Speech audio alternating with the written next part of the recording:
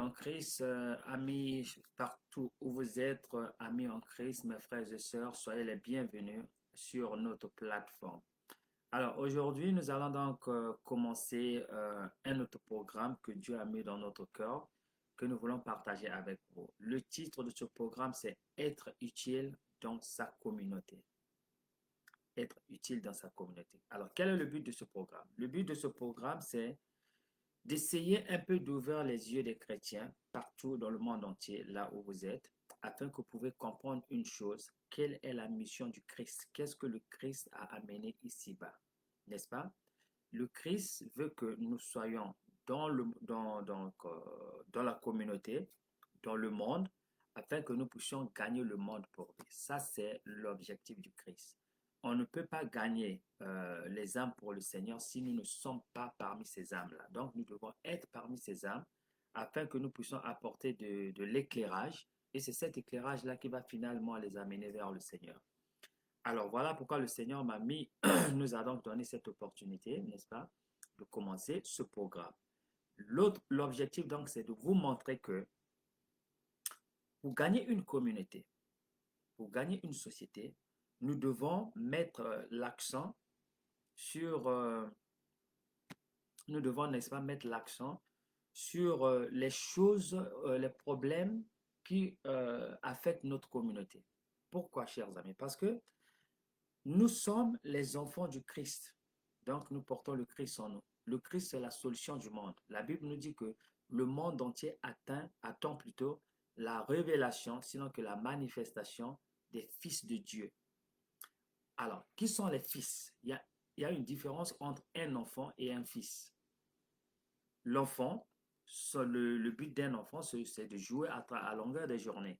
C'est de jouer, de blaguer, de faire des trucs comme ça, hein. Il se réjouit, il fait ce qu'il veut. Un fils, c'est un homme responsable. Un fils, ce qui diffère le fils à l'enfant, c'est que le fils est responsable. L'enfant n'a pas la responsabilité. Le fils, c'est lui qui a la responsabilité de voir que non, les choses dépendent de moi. Si je ne fais pas quelque chose, rien ne va marcher. Ça, c'est la différence.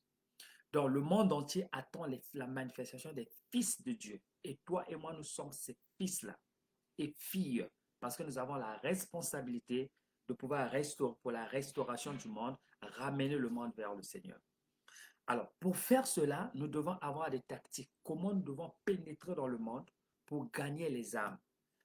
La méthode traditionnelle, c'est quoi? Vous allez en ville, vous allez dans votre communauté, vous faites des tracts, vous donnez des leaflets par-ci et vous faites en train de parler que voilà, venez, Jésus vous aime, blablabla, bla, bla, des trucs comme ça. Ça marche, c'est bien, parce que c'est face à face, n'est-ce pas?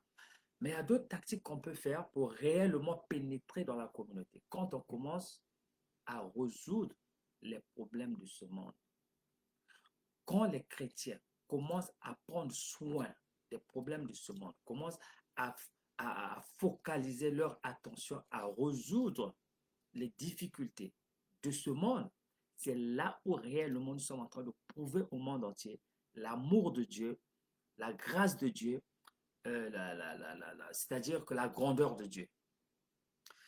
Vous vous rappelez, Jésus nous avait dit dans le livre de Matthieu chapitre 25, quand vous lisez à partir du verset 36 jusqu'à la fin, Jésus a dit, il nous a dit ceci, que j'étais malade, vous m'avez visité. J'étais affamé, vous m'avez donné à manger. J'avais soif, vous m'avez donné à boire. J'étais nu, vous m'avez vêtu. J'étais en prison, vous m'avez visité. Il a dit encore que j'avais pas un endroit où vivre, vous m'avez pris chez vous.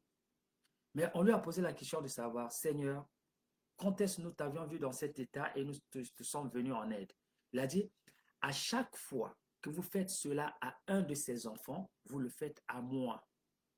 Donc, en un mot, Jésus voulait nous montrer que quoi? Que la communauté dans laquelle tu vis est remplie de beaucoup de problèmes. Et ces problèmes ont besoin d'être résolus. Ces problèmes doivent être résolus. Qui va résoudre ce problème? Ce sont les chrétiens. Pourquoi? Parce que les gens qui souffrent, donc les gens qui souffrent de ces problèmes-là, ce sont des créatures de Dieu. Ils ont l'image de Jésus en eux. À chaque fois que quand nous allons leur venir en aide, nous venons en aide à Jésus qui vit en eux. Donc, si tu vois quelqu'un qui est malade, c'est Jésus qui est malade. Quand tu vas prier pour la personne, tu pries pour Jésus. Quand tu vois quelqu'un qui est affamé, tu lui donnes à manger, c'est Jésus qui est affamé, donc tu es en train de donner à manger à Jésus.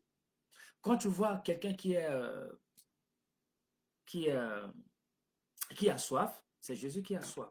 Donc, à chaque instant, quand quelqu'un se trouve dans une situation, c'est Jésus qui se trouve dans cette situation. Quand vous faites à cette personne, vous faites à Jésus. Et c'est comme ça que les enfants de Dieu doivent se comporter.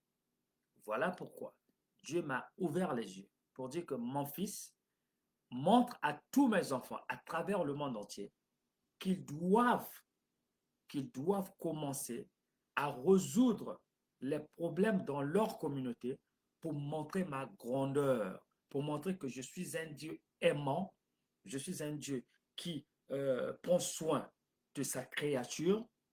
En le faisant, ils vont prêcher l'évangile et comme ça, les âmes vont venir à moi. C'est comme ça. Ça, c'est la tactique que Dieu nous a montrée. C'est-à-dire que quand tu vas résoudre un problème et tu prêches l'évangile, tu résous le problème, tu prêches l'évangile, tu résous le problème, tu prêches l'évangile. C'est comme ça que Dieu avait fait. La première personne qui l'avait fait, vous savez, c'est qui? C'est Jésus-Christ. Peut-être que vous ne le savez pas, mais je vais vous ouvrir les yeux.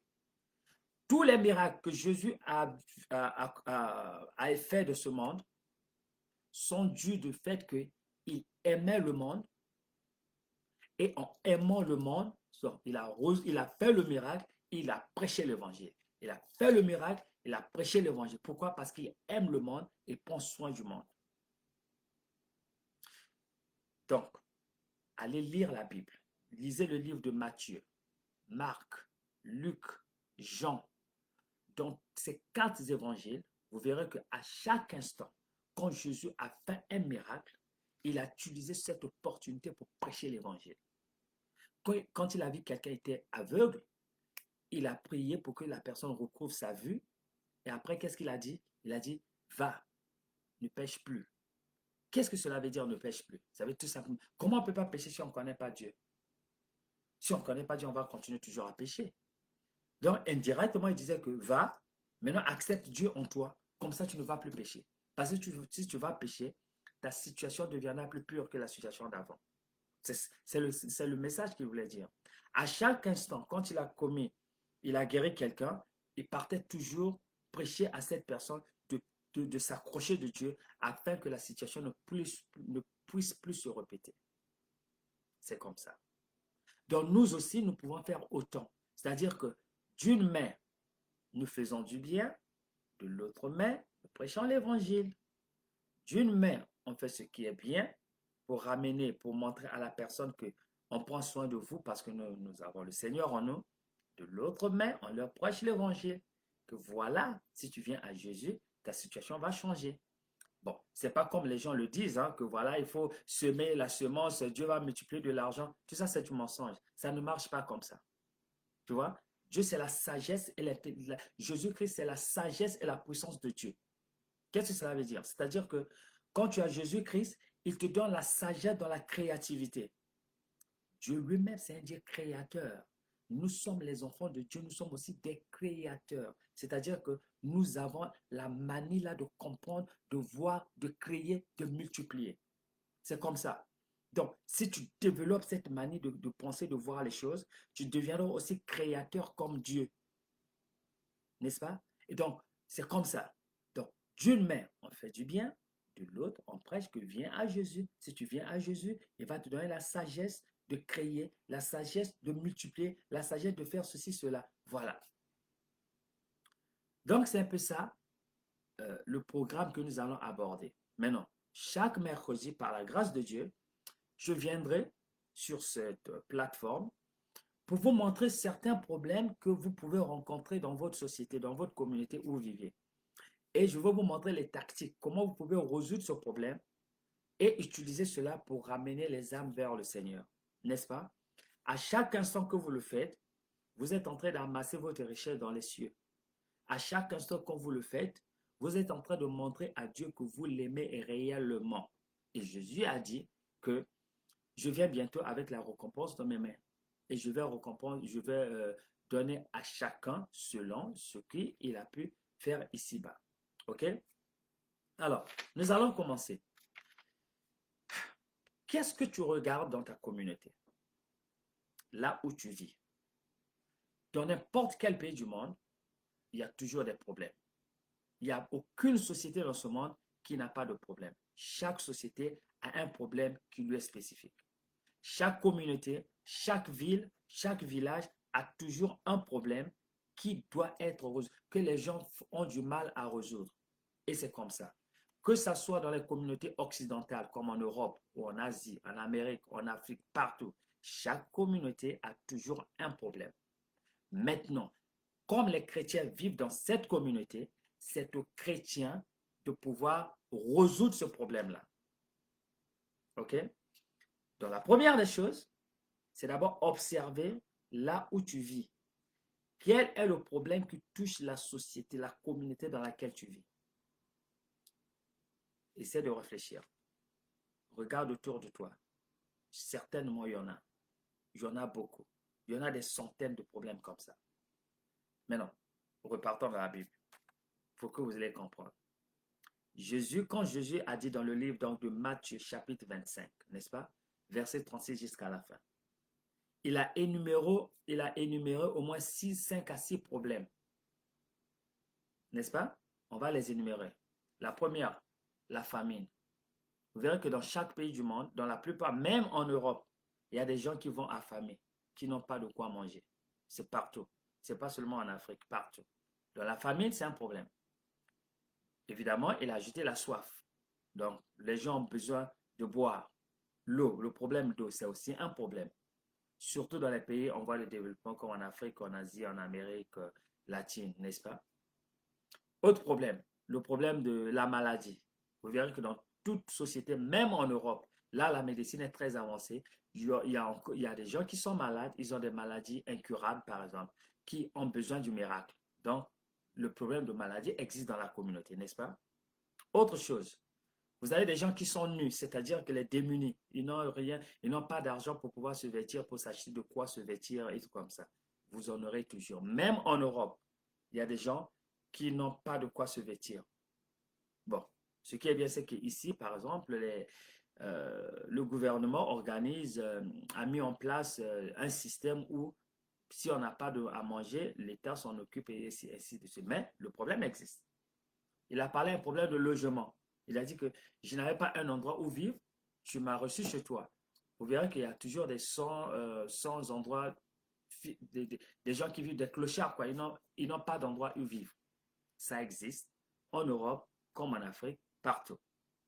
Ça, c'est les problèmes que Jésus a énumérés parce qu'en son temps, ça, c'était les problèmes que les gens avaient, n'est-ce pas?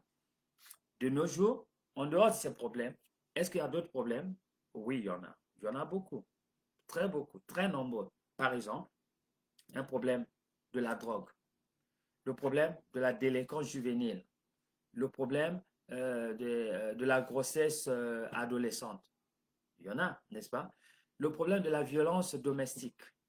Il y en a, oui. Le problème, je ne sais pas, de l'alcool, par exemple, n'est-ce pas? Il y a beaucoup de problèmes. La criminologie, les crimes et tout ça là. Ça, c'est des problèmes qui existent dans nos communautés. Si nous, les chrétiens, on peut voir ces problèmes avec l'œil de Dieu, nous allons résoudre ces problèmes et nous pourrons ainsi utiliser ces problèmes comme une plateforme pour prêcher l'évangile. Voilà. Qu'est-ce qu'une plateforme? Une plateforme, c'est une construction élevée, là où quelqu'un se met devant, debout plutôt, dessus, en train de parler à la foule. Ça, c'est une plateforme. Pourquoi? Parce qu'en physique, par exemple, vous savez que quand tu parles, qu'est-ce qui se passe? Il y a les ondes qui sont en train de partir, n'est-ce pas? Les ondes. Maintenant, si tu es au même niveau avec la personne avec qui tu parles, les ondes vont à son niveau là, n'est-ce pas? Maintenant, les ondes vont, ils frappent le mur, reviennent vers vous. La plateforme te permet, quand tu te lèves sur une plateforme, tu es au-dessus de tout le monde. Donc, quand tu parles, les ondes de ta voix, les ondes, n'est-ce pas, de savoir comment ça éparpille, ça va plus loin. Donc, la personne qui est par exemple à 10 mètres, 15 mètres, 20 mètres, il t'écoute bien. Il te voit et il t'écoute. Mais quand tu es au-dessus, au même niveau que tout le monde, on ne te voit pas quand tu parles. Donc les anges, les ondes plutôt, se cognent contre le mur, la muraille des hommes autour de vous. Ça revient vers vous. Donc les gens qui sont derrière n'écoutent pas. Voilà pourquoi la plateforme est utilisée pour que tu puisses te mettre dessus. Tout le monde te voit, tu parles et ça va plus loin. En christianité, la plateforme, c'est donc une activité que tu es en train de faire qui attire l'attention de tout le monde. Quand les gens regardent ce que tu es en train de faire, à ce moment-là, tu peux utiliser cette opportunité pour leur prêcher l'évangile. C'est ça une plateforme. Amen. Donc c'est comme ça. Ça veut tout simplement dire que quand tu vois un problème dans la société, tu fais de ce problème ta plateforme, tu prends soin de ce problème, tu commences à résoudre ce problème, ça devient une plateforme. Quand les gens commencent à regarder ce que tu es en train de faire, ça les attire. Maintenant, tu résous le problème et tu leur prêches l'évangile. Tu leur dis que voilà, c'est Dieu qui m'a oint pour résoudre ça. Si toi aussi tu viens au Seigneur, tu auras le même résultat. Voilà ce qu'on appelle une plateforme. Donc la plateforme, c'est le problème que nous voyons dans la société. Comme je venais de le dire, vous avez beaucoup de problèmes dans votre société. Ce soir, nous allons voir un problème. Très rapidement, je vais voir le problème de la drogue, par exemple. Dans une société, il y a trois groupes de gens qui sont les plus vulnérables. Quels sont ces gens-là? Un, ce sont les jeunes. Deux, ce sont les femmes. Trois, ce sont les vieux. Pourquoi? Les jeunes sont plus vulnérables parce qu'ils sont jeunes, ils ont encore la mentalité juvénile, ils n'ont pas une intelligence mature, hein, n'est-ce pas? Ils ont encore la maturité intellectuelle n'est pas encore là. Voilà pourquoi ils ont encore l'exubérance de la jeunesse. Ils veulent faire des choses comme les jeunes, ils s'en occupent. Donc, ils ne sont pas responsables en quelque sorte. Ils prennent des idées à l'emporte-pièce. Ils font ce qu'ils veulent parce que voilà, c'est la jeunesse. Oui, on peut boire, on veut faire ceci. Mais quand on commence à grandir, tu vois, la sagesse commence à grandir. On ne peut plus faire les mêmes choses. Voilà pourquoi ils sont vulnérables. Et les gens utilisent cela pour exploiter les jeunes. Et il y a les femmes à cause de leur nature. Ce sont des femmes, ils sont plus faibles que les hommes. Donc les hommes utilisent ça pour exploiter les femmes. Voilà pourquoi les femmes sont plus vulnérables. Et enfin, ce sont les vieux. Pourquoi? Parce qu'ils ont été à un certain âge où ils ne réfléchissent plus comme avant. L'énergie n'est plus la même. Donc, ils sont un peu plus vulnérables. Bon, les hommes peuvent être vulnérables si eux seulement s'ils ont certaines faiblesses hein, physiques ou mentales. Bon, là, ils peuvent devenir des hommes vulnérables. Mais sinon, c'est ces trois catégories-là. En parlant des jeunes, il y a beaucoup de choses qui affectent nos jeunes. Les choses comme la drogue, la délinquance juvénile, la grossesse adolescente, des trucs comme ça. Ce sont des choses qui affectent les jeunes. Et généralement, ça les affecte parce que le manque de maturité. Et ils font des choses avec, comme je l'ai dit encore, c'est la jeunesse, et ils font ce genre de choses-là. Maintenant, pourquoi ils le font? Parce qu'ils n'ont pas d'alternative. Si tu veux résoudre ces problèmes-là, tu leur montres l'alternative.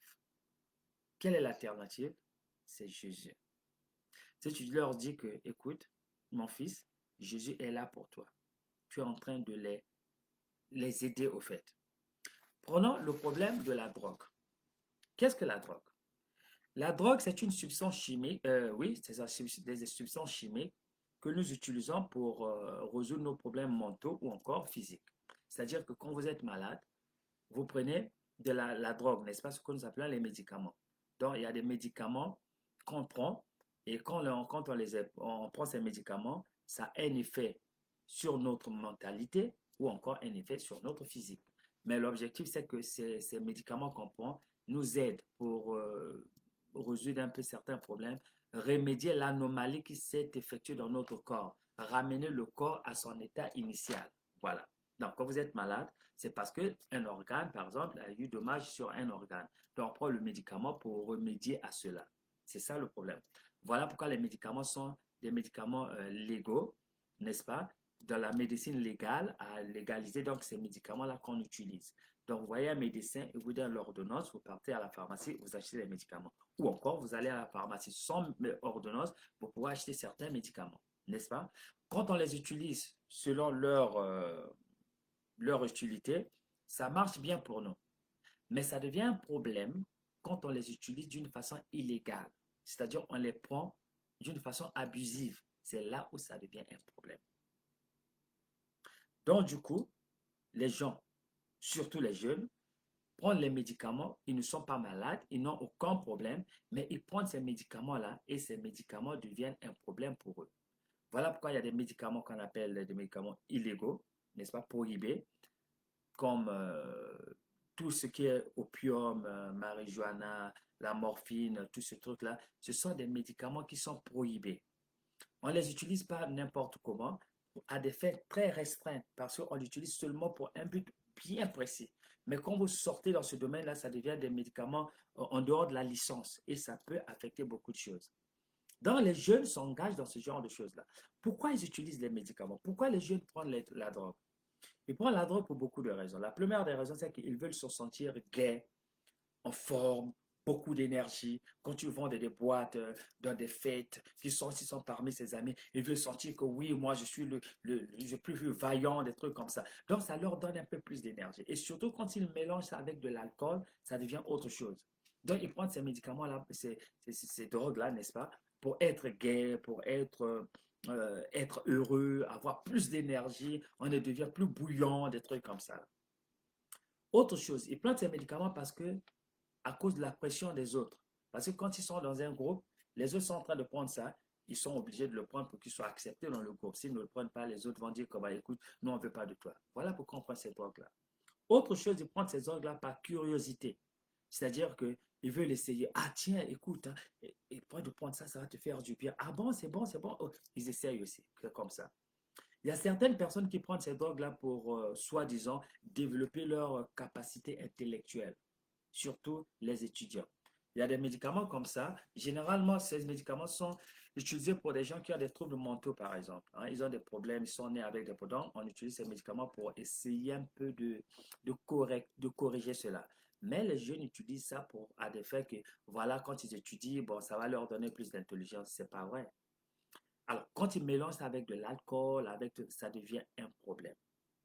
Dans la société occidentale, le problème de la drogue est un problème c'est au fait un casse-tête pour la société, n'est-ce pas? La police doit intervenir, les juges doivent intervenir, la prison. Alors, remarquez, beaucoup d'argent se font sortir à cause du problème de la drogue. Alors, quelles sont les conséquences de la drogue dans la vie d'un enfant? Généralement, quand un enfant, un jeune, s'engage dans la drogue, il y a beaucoup de problèmes. Les problèmes mentaux et les problèmes physiques aussi. Les problèmes mentaux, par exemple, ça peut arriver à la dépression. Pourquoi? Parce que quand ils prennent la drogue, une minute, ils sont vraiment dans l'euphorie, ils sont gays, ils sont joyeux, tout ça. Maintenant, quand l'effet du médicament va diminuer dans l'organisme, alors ils deviennent dépressés. Il y a la dépression. Ils deviennent moroses. Ils perdent la joie même de vivre. Ils perdent même la joie. Ça peut même les pousser dans avoir des pensées de suicide. Ils peuvent même commettre des suicides. Il y a beaucoup qui se tuent comme ça à cause de la dépression. Voilà les problèmes qui peuvent arriver. Autre problème, ils deviennent paranoïques, ils pensent que tout le monde est contre eux. Alors, puisqu'ils ont perdu, tu vois, quand on devient, la dépression arrive, on perd la joie de vivre. On ne veut plus rien faire. On devient fainéant. On se lève le matin. On ne veut même plus se laver. Donc, tu vois, ça atteint la morale. À ce moment-là, on ne peut plus produire. On ne peut plus travailler. On reste à la maison. On devient un fardeau pour la famille. N'est-ce pas? Dans la société occidentale, alors ça devient un grand problème. Généralement, les gens qui prennent la drogue, s'ils prennent la drogue, ils sont susceptibles de commettre des crimes. Ils s'engagent dans la violence. Ils deviennent agressifs. Ils deviennent exhiber un comportement vraiment néfaste dans la famille, dans la communauté, dans la société. Voilà pourquoi la police est toujours derrière eux. On perd beaucoup d'argent pour employer les policiers, pour résoudre le problème de la drogue. On va dans des boîtes, on va même dans les écoles. Tu vois, la police est toujours occupée pour résoudre le problème de la drogue. Donc, c'est un grand problème. Maintenant, puisque ces jeunes-là ne travaillent pas, on ne peut pas les laisser affamer. Donc, le gouvernement est obligé de les supporter. L'argent du contribuable est donc utilisé à ces fins-là pour aider les jeunes. Donc, vous voyez un peu le problème de la drogue, c'est un problème qui occupe pratiquement, qui affecte tout le monde. Et le malheur, c'est que l'avenir des jeunes est hypothéqué. Parce qu'un jeune qui s'engage de la drogue, bientôt, ça va atteindre ses capacités mentales d'étudier. Et il sera renvoyé de l'école, il va plus à l'école, il devient dans le chômage. Mais puisqu'il n'a aucune qualification, qui va l'embaucher? Personne ne veut l'embaucher. Donc, ça devient un fardeau pour la famille, un fardeau pour la société. Vous voyez un peu comment est le problème? Maintenant, nous les chrétiens, nous vivons avec eux. La plupart d'entre nous, le problème, c'est comment aller à l'église. Mais non, l'église, c'est un endroit où on va pour apprendre Dieu, à connaître Dieu. La vraie bataille, c'est en dehors de l'église. Donc, quand tu vas à l'église, si tu as un bon pasteur, il te montre le chemin de Dieu. Il te dit, voilà, Dieu est comme ça, Dieu est comme ça, Dieu est comme ça. Maintenant, tu prends ce bagage intellectuel-là, tu vas maintenant dans la société pour montrer qui Dieu est. Quand nous nous concentrons dans l'église, au fait, nous ne faisons rien pour Dieu.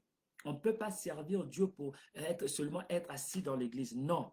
On sert Dieu, c'est quand on a reconnaît Dieu, on sort maintenant, on va dans la communauté pour montrer aux gens, voici le Dieu que je sers.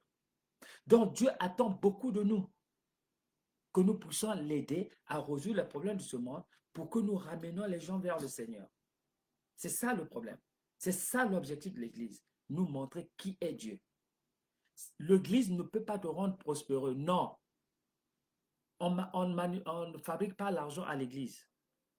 On ne travaille pas à l'église. L'église te montre Dieu. Quand tu connais Dieu, maintenant tu as Jésus-Christ qui est la sagesse de Dieu. C'est cette sagesse-là qui t'ouvre la pensée pour voir comment tu peux réussir dans la vie. C'est comme ça. En travaillant. Ça ne tombe pas du ciel. Alors, le problème de la drogue est donc là. Comment on peut résoudre ce problème-là? Comment on peut utiliser ça pour gagner les âmes? C'est très simple, trop simple même. Je vais vous donner un peu le plan. Comment vous voulez faire? En tant que chrétien, quand tu sais que c'est un problème qui te tient à cœur, parce qu'il faut comprendre qu'à chaque instant, quand tu es préoccupé par un problème dans la société, dans la communauté, ça veut dire que Dieu t'a ouvert les yeux pour que tu résoudes ce problème-là. À chaque instant que tu t'énerves quand il y a un problème, tu es fâché. Pourquoi ce problème-là? Pourquoi c'est comme ça? C'est que Dieu est en train de te parler que mon fils, regarde le problème, est-ce que tu peux le résoudre? Quelqu'un d'autre va voir le problème et dit que bon, il n'y a rien, tout va bien. C'est parce que cette personne n'est pas concernée. Dieu ne l'a pas appelé pour cela. Mais toi qui regardes le problème, tu dis que tiens, ça c'est un problème. Non, il faut qu'on le résolve. C'est comme ça. Dieu t'a appelé à résoudre ce problème. Dans tous les domaines de la vie, que ce soit dans le domaine financier, dans le domaine de la politique, dans le domaine de la corruption, dans le domaine, n'importe quel domaine, si à chaque instant que vous êtes concerné par ce problème, l'Esprit de Dieu est en train de te parler de résoudre ce problème. Ne ferme pas tes yeux, ne passe pas pieds joints, résous le problème. Et tu verras que Dieu va te donner la grâce de pouvoir exceller dans ce problème-là. Alors, le problème de la drogue, comment on peut le résoudre? Pour le résoudre, la première des choses, en tant que chrétien, tu t'assois, tu fais les recherches. Essaie de comprendre. Écris 1. Qu'est-ce que la drogue? 2. Pourquoi les gens prennent la drogue? 3. Quelles sont les conséquences de la drogue dans la vie d'une personne? 4. Quelles sont les conséquences de la vie de la drogue dans la famille, dans la société? Vous voyez? Donc, vous faites, comment on appelle, un récit là. Vous écrivez tout un, je ne sais pas comment vous appelez ça, hein? Vous écrivez tout un mémo ou bien un truc comme ça. Donc, tout est écrit. Mais cinquièmement, quels sont les témoignages? Est-ce qu'il y a des gens qui ont pris la drogue ou bien les gens qui prennent la drogue? Qu'est-ce qu'ils disent? Donc, tu vas faire une compilation de toutes ces choses-là. Tu as maintenant une présentation bien faite. Parce que c'est toi qui l'as fait. Maintenant, tu amènes le programme que tu as fait dans l'église, là où tu es. Est-ce qu'il y a des jeunes dans cette église? Oui. Tu vas parler au pasteur, tu parles aux parents que, écoute, je vais montrer le problème de la drogue aux enfants afin qu'ils voient les conséquences de la drogue. Et en le faisant, je suis en train de les éduquer afin qu'ils ne puissent pas tomber dans la drogue. Voyez? Donc de là, tu montres cela aux enfants de l'église, aux jeunes de l'église. Tu leur enseignes, voilà, voilà, voilà. Tu fais des présentations avec eux. Tu le fais une fois, deux fois, trois fois. N'est-ce pas? Parmi ces groupes, parmi ces jeunes-là, tu choisis maintenant un noyau, c'est-à-dire un comité. 5, 6 personnes, mais peut-être 4, 5, 6 personnes. Tu choisis un leader parmi eux, le leader parmi eux. Un de ces jeunes qui est éloquent, qui peut parler, qui peut faire des présentations à ta place. Pourquoi? Parce que au lieu que toi, un adulte, tu puisses parler, mieux vaut donner la relève à un jeune. Les jeunes, ils ont tendance à écouter mieux les jeunes que toi, le vieux, toi, l'adulte. Donc, il faut donner la priorité aux jeunes.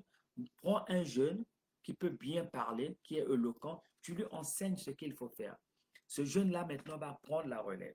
C'est lui maintenant qui devient le leader du projet que tu veux faire. OK? Maintenant, vous trouvez un endroit, pas dans l'église, pas à l'église, non, non, non. Trouvez un autre endroit, une salle adjacente ou un truc comme ça, là où vous allez avoir vos meetings. À chaque instant que vous avez les meetings, le jeune là, c'est lui qui va prendre la relève, c'est lui qui va parler, faire des trucs comme ça. Inviter les gens qui viennent témoigner d'un problème de la drogue, tu vois. Donc, tu es là en train de construire quelque chose. La autre chose que tu dois ajouter, tu choisis un nom. Le nom, tu donnes le nom à ce groupe-là. Ne mets pas le nom de Jésus. Ne mets même pas un nom qui a trait Jésus, Jésus comme ça. Pourquoi? Parce que quand tu vas amener ce nom-là dehors, quand tu vois déjà, oh Jésus contre la drogue, oh Jésus, tout le monde va dire, ah écoute, c'est encore les églises, c'est encore les chrétiens. Pourtant, là, tu vas manquer l'opportunité de leur parler. Donc, tu prends un nom neutre, par exemple, jeunes contre la drogue, les jeunes contre la drogue, mouvement des jeunes contre la drogue, mouvement des jeunes des jeunes, par exemple, je sais pas moi, des jeunes vainqueurs. Un truc comme ça, prends-toi un autre nom différent. C'est très important. Pourquoi je vais vous dire après. Maintenant, dans vos meetings, dis aux jeunes de l'église d'inviter leurs amis du dehors. Donc, eux, maintenant, c'est à eux qui vont inviter leurs amis du dehors. Quand ces amis-là du dehors viennent, c'est là où vous allez parler du problème de la drogue.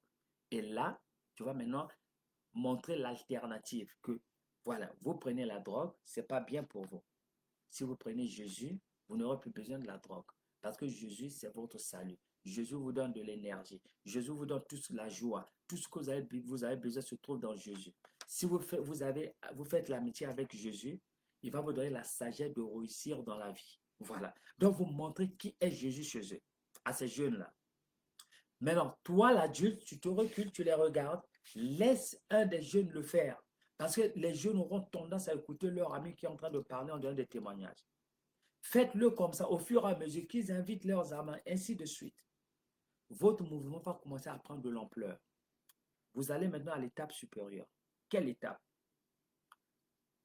Maintenant, vous allez essayer un peu de voir les endroits là où on trouve les jeunes. Quels sont ces endroits-là? Un, les écoles, les collèges, les lycées, les universités ou encore les campus. C'est là où on trouve les jeunes. Maintenant, ce que tu dois faire, avec tes jeunes, l'organisation que tu as, vous allez maintenant frapper aux portes des collèges ou des lycées. Maintenant, quand vous partez, voilà pourquoi je te disais qu'il ne faut pas prendre le nom de Jésus. Parce que quand vous partez voir euh, le chef du collège, comment on appelle déjà, le directeur du collège ou le directeur du lycée ou des trucs comme ça, n'est-ce pas? C'est comme ça on les appelle, n'est-ce pas? Le directeur du lycée ou du collège. Vous allez les voir. Vous dites que notre organisation, c'est les jeunes contre la drogue. Nous voulons faire une présentation aux jeunes de votre collège ou de votre lycée. On va prendre le temps de la récréation ou quand ils ont ouais, une récréation. Nous voulons faire une présentation de 20, peut-être de 15 à 20 minutes seulement. On leur parle des conséquences de la drogue. Qu'est-ce que la drogue fait? Voilà. Donc là, toute école en Occident, tout lycée en Occident, quand le directeur écoute cela, il va grandement ouvrir la porte parce que c'est un problème qui les affecte tous. Ils cherchent des solutions. Qui peut résoudre ce problème?